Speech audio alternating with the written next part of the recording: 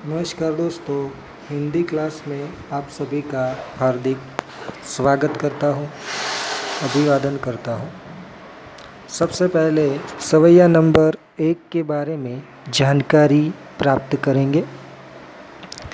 यहाँ पर कवि श्री रसखान अपने पुनः जन्म के बारे में, अपने दूसरे जन्म के बारे में अभिलाषा व्यक्त करते हुए कहते हैं कि अगर मेरा जन्म मनुष्य के रूप में होता है तो मैं प्रभु श्री कृष्ण ब्रज भूमि में गोकुल में निवास करते थे, तो मैं उसी गोकुल नगर में बसना पसंद करूँगा।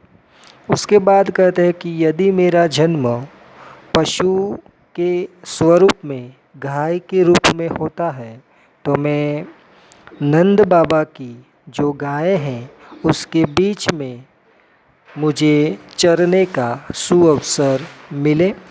उसके बाद वह कहते हैं कि यदि मेरा जन्म पत्थर के रूप में होता है तो मैं गोवर्धन पर्वत का पत्थर बनना पसंद करूँगा। उसी गोवर्धन पर्वत को प्रभु श्री कृष्ण ने इंद्र के प्रकोप के कारण अपने हाथों से उठा लिया था। उसके बाद वे बता रहे हैं कि यदि मेरा जन्म पक्षी के रूप में होता है तो यमुना नदी के किनारे जो कदम्ब का पेड़ है और उसी कदम्ब की पेड़ की जो डालियाँ हैं, उस डालियों के बीच जो पक्षी निवास करते हैं, उसी पक्षियों के बीच में निवास करना, रहना पसंद करूँगा।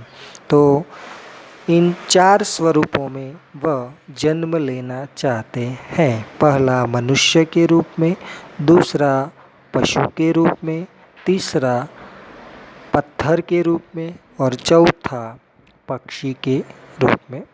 चलिए दोस्तों, अब हम शब्दों के माध्यम से पूरी पंक्तियों की जानकारी प्राप्त करेंगे। इसके अलावा अपनी ओर से भी कुछ शब्द यहाँ पर जोड़कर पंक्ति का भावार्थ पूर्ण करेंगे। सबसे पहले समझ लेते हैं शब्दार्थ। मानुष मतलब मनुष्य, हो मतलब होता है, तो हो तो होता है तो, वही मतलब जहाँ पर। रसखान ने यहाँ पर अपने नाम का जिक्र किया है। बसो मतलब बसना, मिली मिलकर। गोकुल गांव के ग्वारन मतलब ग्वाला। यहाँ पर कवि श्री रसखान कहते हैं कि मानुष हो तो, अगर मेरा जन्म मनुष्य के रूप में होता है तो वही ब्रज भूमि में मैं गोकुल गांव के ग्वालों के साथ मिलकर बसो मतलब बसना चाहता हूँ। रसखान कहते हैं कि मेरा जन्म मनुष्य के रूप में होता है तो वही ब्रज भूमि में मैं गोकुल गांव के ग्वालों के साथ मिलकर बसना चाहता हूँ। दूसरी पंक्ति की ओर जाते हैं। जो पशु हो तो कहाँ बस मेरो। यहाँ पर कवि श्री रसखान अपनी दूसरी अभिलाषा व्यक्त करते हैं कि अगर मेरा जन्म पशु गाय के रूप में होता है तो उसमें मेरा नियंत्रण नहीं है। कहने का तात्पर्य यह है कि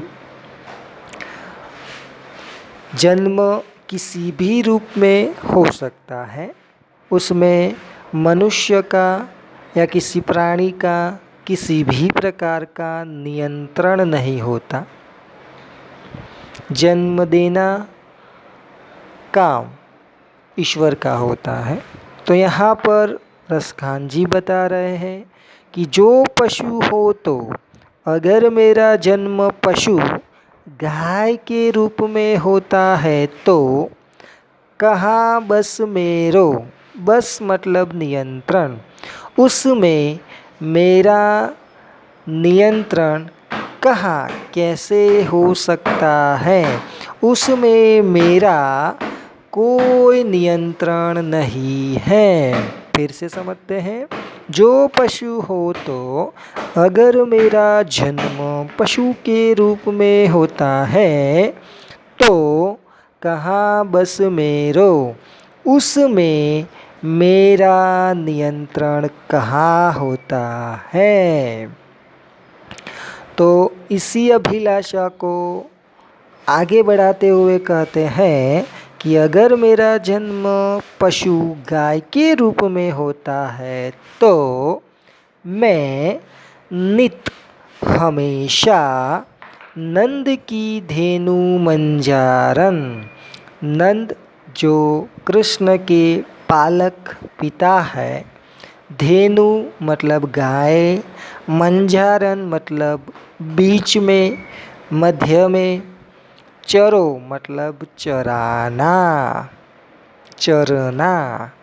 तो यहाँ पर कवि श्री रसखान अपनी अभिलाषा को आगे बढ़ाते हुए कहते हैं कि अगर मेरा जन्म पशु गाय के रूप में होता है तो नित मैं हमेशा नंद की गायों के बीच में चरने का अवसर लेना चाहता हूँ।